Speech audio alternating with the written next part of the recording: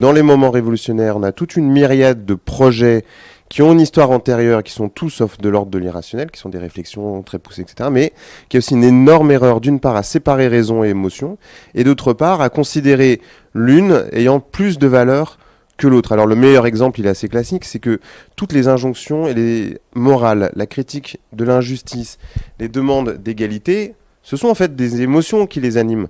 Donc il n'y a pas d'opposition entre une revendication de justice et de dignité qui est portée de façon très intellectuelle et l'émotion qui la porte. Donc les révolutions sont des moments où les émotions vont porter des valeurs morales qui vont pouvoir se doter d'une plus grande valeur de mobilisation et d'empathie que dans des situations normales. Donc si on n'intègre pas la question des émotions, on ne comprend pas pourquoi des personnes vont, pour certains, être effrayés, partir et désigner ça comme étant le mal absolu, et pour d'autres, au contraire, sortir de leur routine habituelle et s'engager dans l'événement révolutionnaire, quitte à risquer sa vie pour ça.